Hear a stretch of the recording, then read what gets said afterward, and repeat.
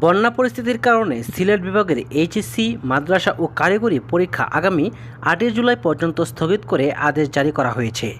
৩০ June থেকে এ পরীক্ষা শুরু হওয়ার কথা ছিল। আজ বৃহস্পতিবার আন্তঃশিক্ষা বোর্ড সমন্বয় কমিটি এক জরুরি বিজ্ঞপ্তিতে এই তথ্য জানিয়েছে। তবে ৯ জুলাই থেকে যে পরীক্ষাগুলো হওয়ার কথা ছিল সেগুলো যথারীতি হবে বলে জানানো হয়। সাধারণ ৯টি শিক্ষা বোর্ডের পরীক্ষার প্রশ্নপত্র আলাদা হয়, কিন্তু কারিগরি শিক্ষা বোর্ড ও মাদ্রাসা শিক্ষা বোর্ড যেহেতু একটি করে, তাই এই দুই বোর্ডের পরীক্ষার প্রশ্ন সারা দেশে অভিন্ন হয়। এ অবস্থায় সিলেট বিভাগের কারিগরি ও মাদ্রাসার আলিম পরীক্ষা স্থগিত করায় এ বিভাগের প্রশ্ন কী হবে সে বিষয়ে কারিগরি শিক্ষা বোর্ডের শীর্ষ স্থানীয় একজন কর্মকর্তা বলেন, তাদের একাধিক প্রশ্ন তৈরি করা থাকে। সিলেট বিভাগের স্থগিত পরীক্ষার প্রশ্ন এসব সেট থেকে ছাপিয়ে নতুন সময়ে পরীক্ষা নেওয়া হবে।